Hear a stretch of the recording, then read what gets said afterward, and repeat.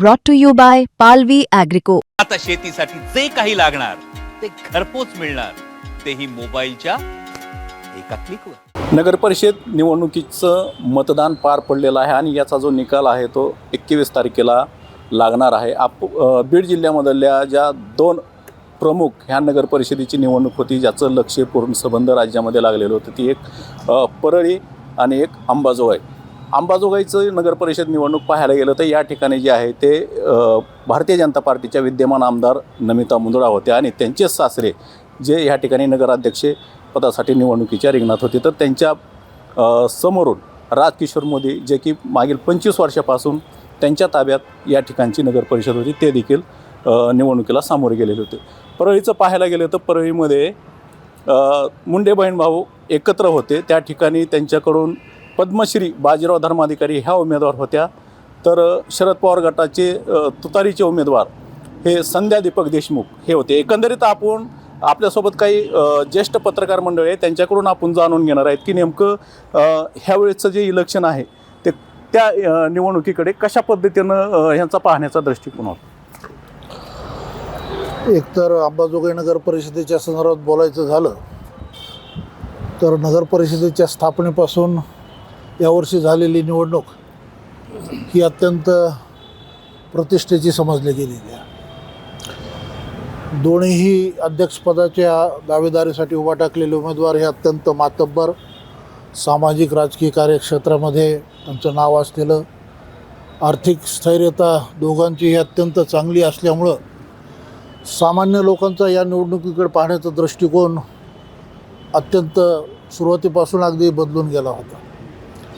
अंबाजोगाई नगर परिषदेच्या इतिहासामध्ये एवढे तुल्यबळ उमेदवार कधीही उभे न टाकल्यामुळं मतदारांना वेगवेगळे प्रलोभनं दाखवण्यात आले आणि या प्रलोभनाच्या माध्यमातून विकास कामाचा जो एक वेटो असतो निवडणुकीमध्ये, तो विकास कामाचा मोटो कुठंतरी दुर्लक्षित झाला आणि मतदार जास्तीत जास्त प्रमाणामध्ये प्रलोभनाकडे आकर्षित झाले असं माझं मत आहे.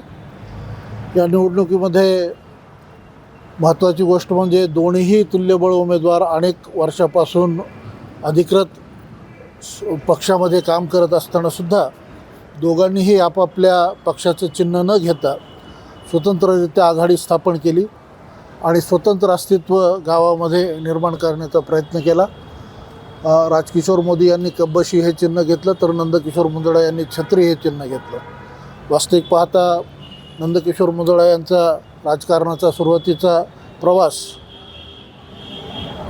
इतर पक्षात झालेला असला तरी जी राजकीय प्रतिष्ठा त्यांना भाजपनं दिलेली होती, त्या भाजपच्या चिन्हावर त्यांनी निवडणूक लढवावी असं भाजप समर्थकांचं मत होतं.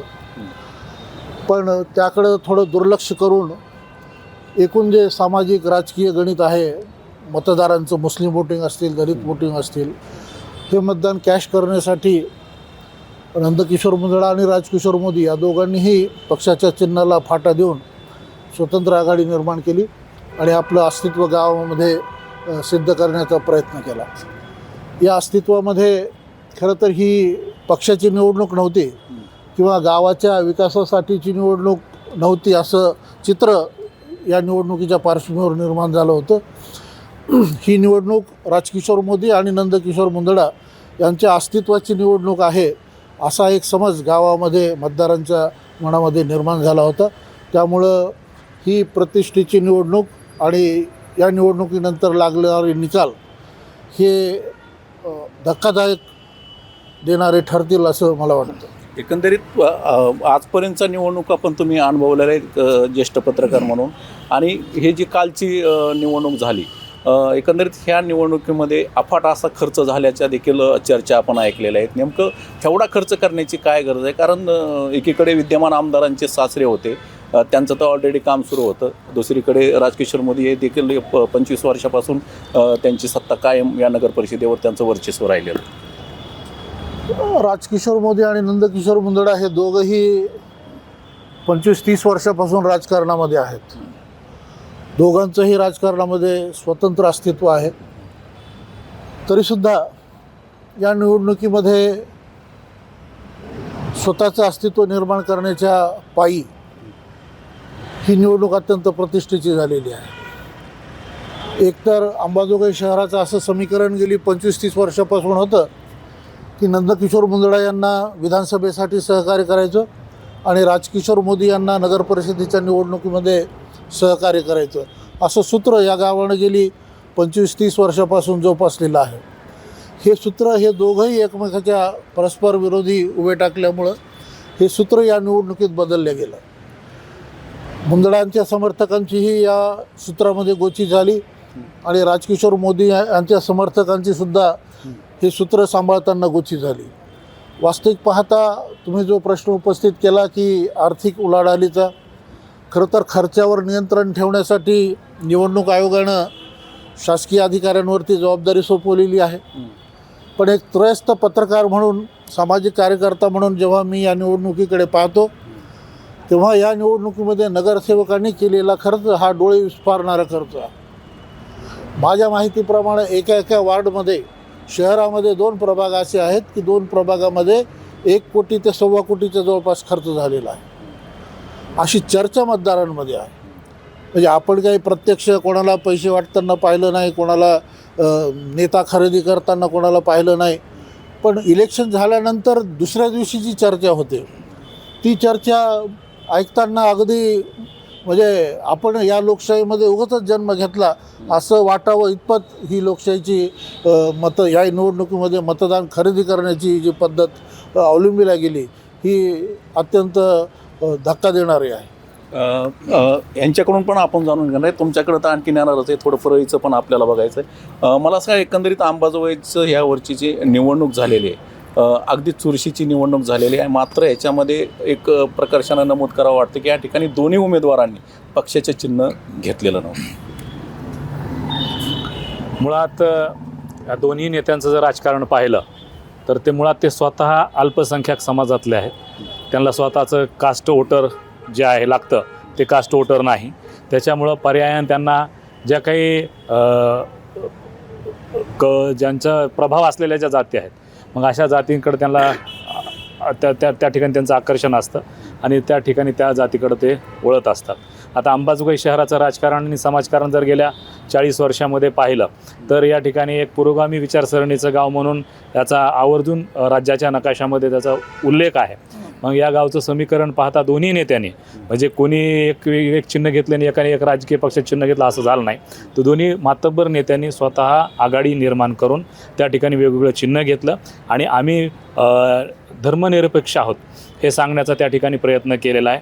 मग भाजपनं सुद्धा त्या ठिकाणी स्वतःचं चिन्ह घेतलं नाही आणि राष्ट्रवादीनं सुद्धा त्या ठिकाणी चिन्ह घेतलेलं नाही की आम्हीच खरे धर्मनिरपेक्ष आहोत आणि आम्हीच तुमच्या अडीअडचणीला धावून येऊ शकतो ही एक प्रतिमा निर्माण करण्याच्या नादामध्ये हे त्या ठिकाणी त्यांनी स्वतंत्रपणे मार्ग अवलंबिला आहे. एकंदरीत परळीचं राजकारण पाहायला गेलं तर मुंडे बहीण भाऊ ह्यावेळेस निवडणुकीमध्ये एकत्र होते आणि त्या ठिकाणी घड्याळीच्या चिन्हावरती पद्मश्री बाजीराव धर्माधिकारी या निवडणुकीच्या रिंगणात होत्या. तर दुसरीकडून तुतारीने देखील उमेदवार दिलेला होता.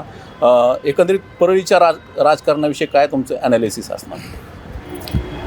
परळीच्या राजकारणामध्ये गेल्या विधानसभा निवडणुकीपासून पूर्णतः बदल त्या ठिकाणी झालेला आहे.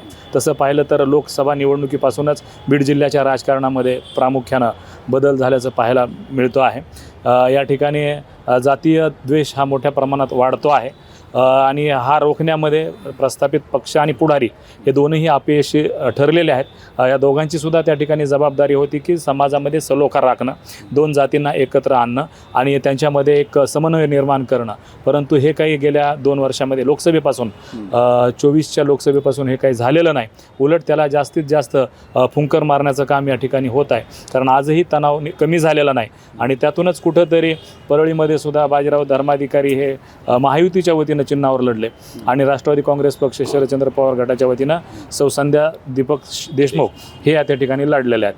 मग आता एकूण आज जर तिथलं समीकरण आणि गणित जर पाहिलं विजयाचं तर एक वेगळं त्या ठिकाणी एक वेगळं चित्र असल्याचं दिसत आहे आणि निकाल काय असेल हे येणाऱ्या 21 तारखेला कळेल. एकंदरीत आपल्यासोबत आणखीन ज्येष्ठ पत्रकार आहेत. मला सांगा, अंबाजोगाई तुम्ही अनेक वर्षापासून या ठिकाणी राजकारण बघितलेलं आहे. तुम्ही खूप तुमचा मोठा असा दांडगा अनुभव आहे. काय यावेळेस निवडणुकीमध्ये तुम्ही अनुभवले? मी सर्वप्रथम माध्यम प्रतिनिधींना डावलणाऱ्या आणि मतदारांचा सन्मान करणाऱ्या आणि मतदारांना लक्ष्मी दर्शन घडवणाऱ्या उमेदवाराचं हार्दिक अभिनंदन करतो. अंबेजोगाईचं राजकारण पाहता गेल्या 25 वर्षामध्ये आपल्याला सर्वांना माहिती आहे की अंबेजोगाईच्या नगरपरिषदेवर राजकिशोर पापा मोदी यांची सत्ता आहे. त्यांचा गड आहे हा, आणि हा गड पोखरण्याचं काम निश्चितच या निवडणुकीमध्ये त्यांचे जे प्रतिस्पर्धी उमेदवार आहेत नंदकिशोरजी मुंदडा यांनी हे केलेलं आहे, ह्याच्यात काही दुमत नाही. आणि एकंदरीत निवडणुकीचं जर चित्र पाहिलं तर अथांग असा त्यांच्याकडं जनसमुदाय हा त्या ठिकाणी नंदकिशोरजी मुंदडा यांच्याकडं वळताना दिसलेला आहे. त्यातले त्यात मुस्लिम समाज हा मोठ्या प्रमाणावर त्यांच्याकडे वळलेला दिसलेला आहे. आणि तसं पाहिलं तर राजकिशोर पापा मोदी यांच्याकडे जरी कुठंतरी त्यांचा गट ढासळताना दिसत असला तरी राजकिशोर पापा मोदी यांचं असं काही मतदार आहे की जे उघड न येणारं मतदार आहे. तर त्याच्यामुळं येणाऱ्या आता जे काही 21 तारखेला निकाल लागणार आहे हे याच्यामधून काय निकाल लागल एवढी अटीतटीची लढत या ठिकाणी झालेले लक्ष्मी दर्शन मोठ्या प्रमाणावर या ठिकाणी दोन्ही उमेदवाराकडून झाले, याच्यात काही दुमत नाही असं मला वाटतं. एकंदरीत या निवडणुकीमध्ये कारण आपण सोशल मीडियामध्ये तुम्ही पण ॲक्टिव्ह होता, ते सगळेच ॲक्टिव्ह होते, मी पण ॲक्टिव्ह होतो. या सोशल मीडियामध्ये ज्यावेळेस त्यांना उमेदवारी मिळाली, जे की भाजपचे आमदार यांचे जे सासरे आहेत, त्याच्यानंतर सोशल मीडियावरती टीका टिप्पण्या झाल्या. कारण एकाच घरामध्ये तुम्हीच आमदार, तुम्हीच नगराध्यक्षपदासाठी उमेदवार या ठिकाणी झालेले आहेत, कार्यकर्ते नाहीत का? तर या सगळ्या गोष्टीकडे कसं पाहतात? नाही, आता निवडणूक लढवण्याचा प्रत्येकाला अधिकार आहे. आता काकाजीचे सुद्धा आता त्यांनी प्रत्यक्ष मुलाखत देताना सांगितली माझी पहिली आणि शेवटची निवडणूक आहे. त्यामुळे एक मतदारांना भावनिक करण्याचा त्यांनी निश्चितपणे प्रयत्न केलेला आहे. आणि ह्याच्यामध्ये ते कितपत यशस्वी होतील आता आपल्याला 21 तारखेला कळणार. याच्यामध्ये एक सांगतो. याच्यामध्ये पक्षीय धोरण जर पाहिलं तर संपूर्ण राज्यामध्ये भारतीय जनता पक्षानं जे आहे त्यांच्या पक्षाचे मग आमदार असतील, खासदार असतील तर त्यांच्या कुटुंबातीलच सदस्यांना त्या ठिकाणी नगराध्यक्षपदाची उमेदवारी दिलेली आहे.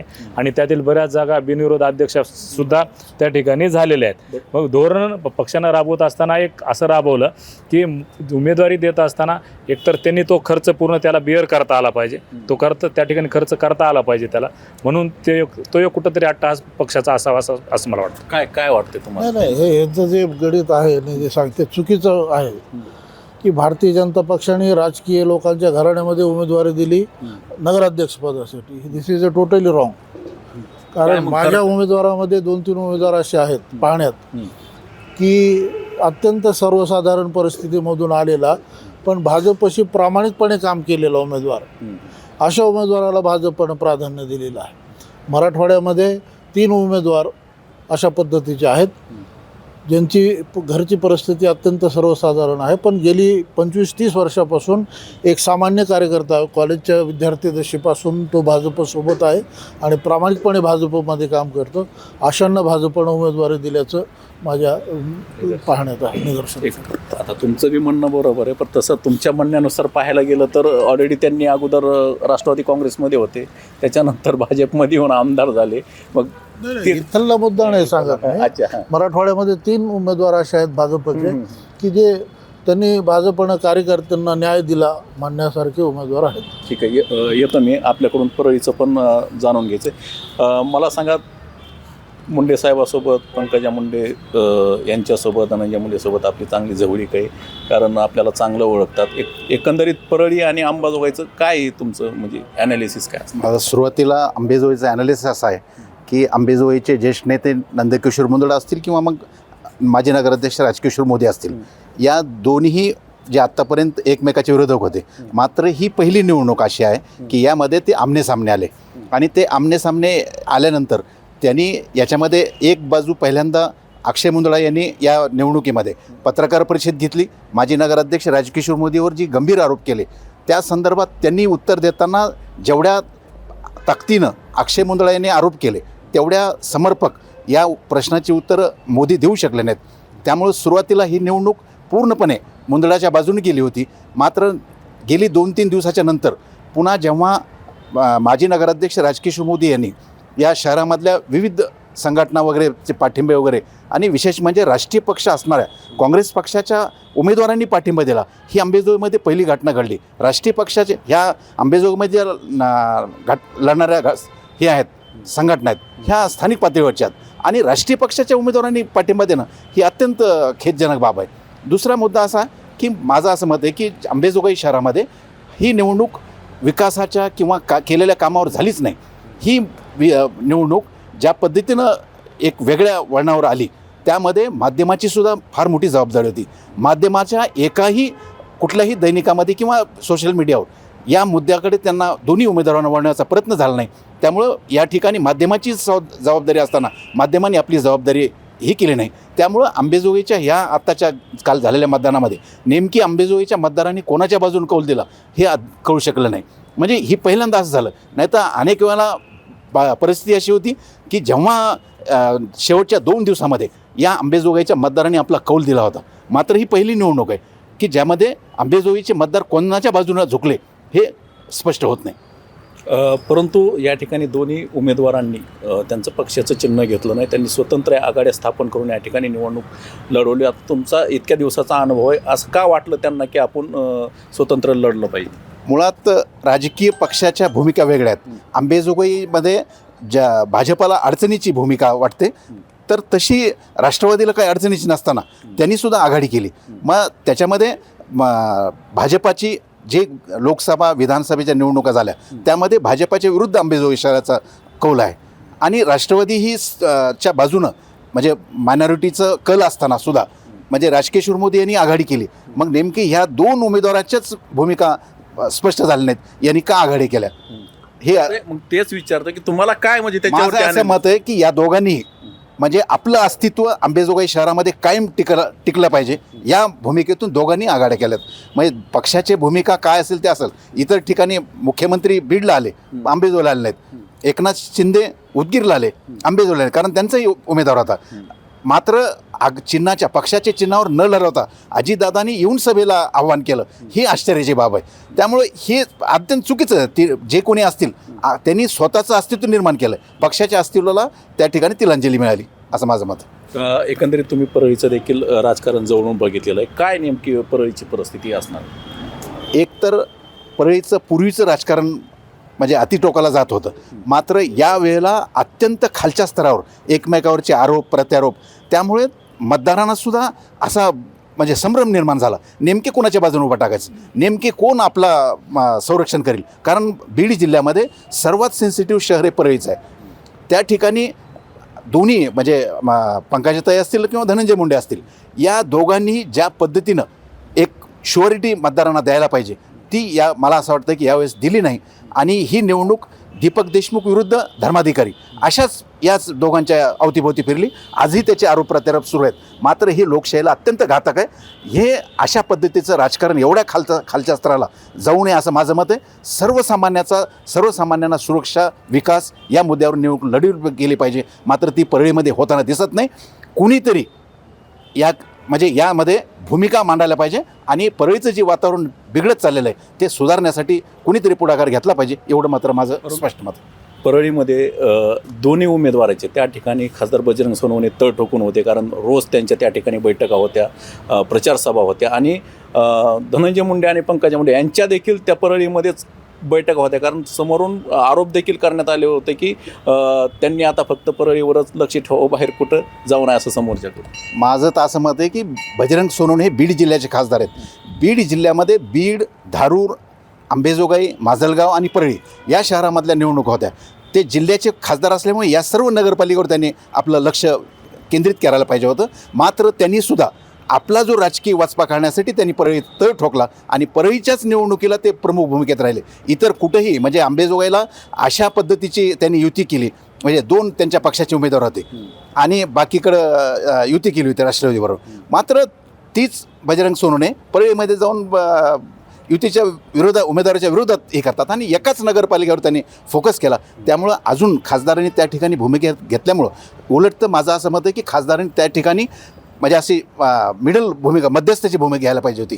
जे वातावरण बिघडत चाललं आहे ते सुधारण्यासाठी खासदार म्हणून, जिल्ह्याचा खासदार असतो, सर्व वरच्या सभागृहात असतो, त्यांनी हा प्रयत्न करायला पाहिजे होता. मात्र तो झाला नाही. नगर परिषदेच्या वातावरण निवडणुकीमध्ये पुन्हा एकदा वातावरण गढूळ झालं आहे, तर ते कुणीतरी केलं पाहिजे एवढं मत आहे. एकंदरीत मला सांगा, त्या ठिकाणी मुंडे बहीण भाऊ तळ ठोकून होते आणि त्याच ठिकाणी खासदार बजरंग सोनवणे देखील तळ ठोकून होते. म्हणजे यावरून एक असं लक्षात येते की त्यांची, म्हणजे दोघांची बी त्या ठिकाणी जी परळीचे जे कॅन्डिडेट आहेत त्याच्यासाठी प्रतिष्ठा पणाला लागलेली. एकतर कसं आहे पहा की निवडणुकीच्या सुरुवातीच्या कालावधीमध्ये एखादा उमेदवार या पक्षातून त्या पक्षामध्ये जातो तेव्हा मतदारांचं मत त्या उमेदवाराबद्दल फिक्स झालेलं असतं. तुम्हाला नगराध्यक्षपदाची निवडणूक लढवायची तर तुम्ही 5 वर्ष काय केलं, 5 वर्ष तुम्ही कोण्या बिळामध्ये बसले होते, हे जनता विचारते ना. परळीचे जे उमेदवार आहेत देशमुख, हे 5 वर्षामध्ये का नाही आले फोकसमध्ये? त्यांना जर अध्यक्षपदाची निवडणूक लढवायची होती तर कुठं होतं त्यांचं 5 वर्षाचं अस्तित्व? निवडणुकीच्या समोर एकदम कोण्यातरी पक्षामध्ये प्रवेश करायचा आणि अध्यक्षपदाचे दावेदार म्हणून गावभर मिरवायचं, लोकांना मतं मागायची, लोक कशी ॲक्सेप्ट करतील तुम्हाला? याचा विचार खरं तर या त्या उमेदवारांनी करायला पाहिजे होता. परळीच्या संदर्भामध्ये बोलायचं तर परळीची ताकद ही धनंजय मुंडे आणि पंकजाताई मुंडे हे एकत्र आल्यामुळं दुग्णच झालेली आहे. वास्तविक पाहता गेली 2-3 वर्षाच्या कालावधीमध्ये धनंजय मुंडेवर जे खालच्या पातळीवरचे आरोप करण्यात आले हे परळीकरांना पसंत नाही आहेत. ज्या पद्धतीनं त्यांचं राजकीय खच्चीकरण केलं, याला कोण कारणीभूत आहे हेही परळीच्या लोकांना माहीत आहे. आणि तोच माणूस जर परळी शहरामध्ये येऊन माझ्या उमेदवाराला मतदान मागू लागला, मतदान करा म्हणून आवाहन करू लागला, तर त्या माणसाचं सामान्य मतदार कसं ऐकणार, हा प्रश्न आहे तिथं. त्याच्यामुळं दीपक देशमुख नावाचे जे गृहस्थ आहेत त्यांना मतदारांचा फारसा काही रिस्पॉन्स भेटणार नाही असं माझं मत आहे. बाजीराव धर्माधिकारी गेली 15-20 वर्षापासून सातत्यानं राजकारणात आहेत, माणसामध्ये आहेत. निवडणूक लढवायची नसली तरी त्यांचा संपर्क गावामध्ये कायम होता, सामाजिक कार्यामध्ये त्यांचा सहभाग होता. योगायोगानं मागच्या टर्ममध्ये ते नगराध्यक्ष झाले धनंजय मुंडे साहेबाच्या कृपेमुळं, आणि याही वर्षी धनंजय मुंडे साहेबाच्या प्रयत्नामुळेच त्यांच्या मिसेसला उमेदवारी भेटली. आणि धनंजय मुंडेंना पंकजाताईची साथ असल्यामुळं मला वाटतं कितीतरी हजारो मताच्या फरकानं बाजीराव धर्माधिकारी यांची मिसेस त्या ठिकाणी विजय होईल याबद्दल माझ्या मनामध्ये काही शंका नाही. एकंदरीत त्या ठिकाणी आता आपण बघतो तर निवडणूक झाल्या, मतदान झाल्यापासून त्या ठिकाणचे आहे ते त्या दिवशी घटना घडामोडी तुम्हाला पण माहिती आहे आणि सध्या रोजच एकमेकावरती आरोप प्रत्यारोप गंभीर स्वरूपाचे होत आहेत. नेमकं कशामुळे हे सगळं होतं? नाही ना, मी तुम्हाला सांगितलं ना की जर देशमुख साहेबाला आरोप प्रत्यारोप करायचे होते तर त्यांनी 5 वर्षापर्यंत का नाही केले? इलेक्शन लागण्याच्या अगोदर त्यांनी आरोप प्रत्यारोप का नाही केले? त्यांना जर आरोप प्रत्यारोप करायचे होते, धनंजय मुंडेवर लांछनास्पद आरोप करायचे होते तर याच्यापेक्षा अगोदरचा काळ, 1 वर्ष अगोदरचा काळ, जेव्हा संपूर्ण महाराष्ट्रभरातून धनंजय मुंडेवर अटॅक होत होते सारखे, तो काळ त्यांना सुवर्ण काळ होता. हे नेमका स्वतःची वेळ आली की दुसऱ्यावर आरोप प्रत्यारोप करायचे, हे जे समीकरण आहे हे सामान्य मतदार ॲक्सेप्ट करत नाही. त्याच्यामुळे दीपक देशमुखांनी कितीही खालच्या पातळीवरचे आरोप केले तरीही त्यांचा काय जो वैयक्तिक स्वार्थ आहे हेव्या द्यावाचा, धनंजय मुंडे आणि दीपक देशमुख यांचा जो काही मतभेद आहेत त्याच्यावर त्यांना समाधान मिळेल, पण मतदानावर ह्यांचा आरोप प्रत्यारोपाचा काही फायदा होईल असं मला वाटत नाही.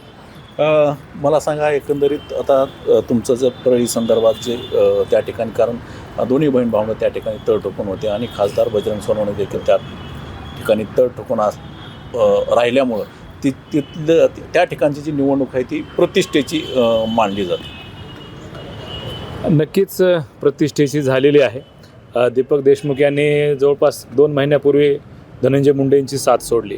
रापतवार साहेबांनी सांगितल्याप्रमाणे जर तुम्हाला त्या आखाड्यामध्ये जर उतरायचं असेल तर तुम्ही त्यांचे लाभाचे जे काही पद आहेत, त्यांच्याशी जवळता आहे, ते तुम्ही अगोदर 5 वर्षापूर्वी त्यांचं सगळं थांबवून त्या ठिकाणी जायला पाहिजे होतं. लोकसभेला तुम्ही सोबत होतात, विधानसभेला तुम्ही सोबत होतात, मग त्याच्यानंतरचा मधला जो काळ आहे त्या दरम्यानसुद्धा ते सोबतच होते. मग हे सर्व असताना जर तुम्हाला स्वतंत्र ज्या दिवशी आरक्षण जाहीर झालं नगराध्यक्षपदाचं, ओपन महिला ज्या दिवशी झालं त्या दिवशी त्यांची जी अतृप्त भावना होती ती अतृप्त भावना त्या ठिकाणी त्यांची व्यक्त झाली आणि त्याच्यानंतर त्यांच्या लक्षात आलं की किंवा ओपन महिला आहे तर बाजीराव धर्माधिकारी हे उमेदवार धनंजय मुंडे साहेबांचे किंवा पंकजाताईचे असू शकतात. मग त्या दिवसापासून त्यांचा एक भावना, एक मानसिकता जी आहे त्या दिवसापासून त्यांची बदलली आणि त्यांनी वेगळी भूमिका त्या ठिकाणी घेण्याचा प्रयत्न केलेला आहे. आणि बजरंग बाप्पा सोनवणे असतील किंवा मग हे 2 बहीण भाव असतील यांनी प्रतिष्ठेची केली, कारण ह्या दोघांची सुद्धा प्रतिष्ठेची आहे.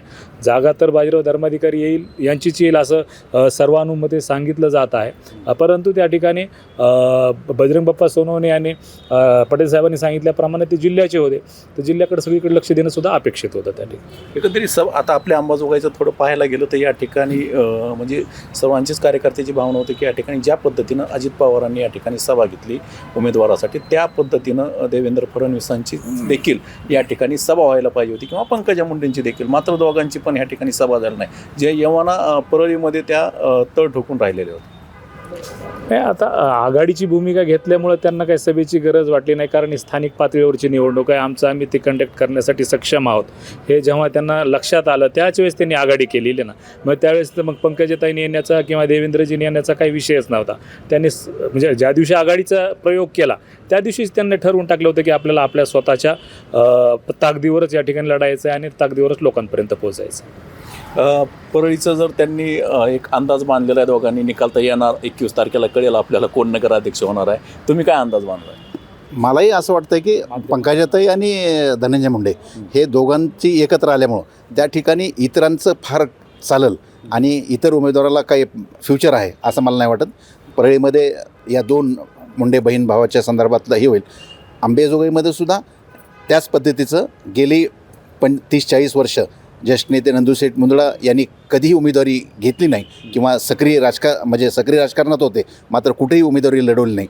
मग यांची दुसरी बाजू अशी आहे माजी नगराध्यक्षांची, 4 वर्ष हा प्रशासकाचा काळ होता. या 4 वर्षाच्या प्रशासकाच्या काळामध्ये ज्या पद्धतीने ते स्वतःला जर विरोधी पक्ष म्हणत असतील तर अंबेजोगाई शहराच्या विविध आज एकही समस्येवर कुणी चर्चा केली नाही हो.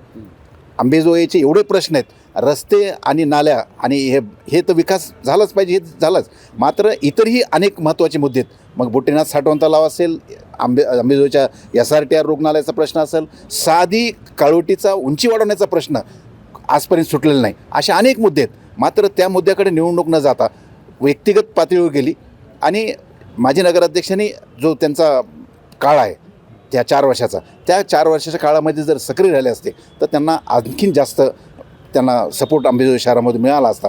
आता नेमका अंबेजोगाईच्या जनतेने कौल कोणाला दिला आहे ते उद्या 21 डिसेंबरच्या नंतरच कळेल.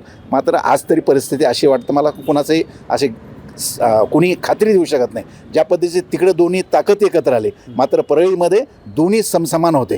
नाही तर नेमकं जनतेने काय त्यांना कोणाच्या बाजूने कौल दिला हे 21 डिसेंबरनंतरच कळेल. एकंदरीत आपण पाहू शकतो की परळी आणि अंबाजोगाईकडं सर्वांच्या नजरा होत्या आणि आपण आज अंबाजोगाईतील जे ज्येष्ठ पत्रकार मंडळी आहे त्यांच्याकडून आपण जाणून घेतलं आहे नेमकं परळी आणि अंबाजोगाईचं काय राजकारण त्यांनी अनुभवलेलं आहे. रोहिदास सातागडे, मुंबई तक, अंबाजोगाई बीड.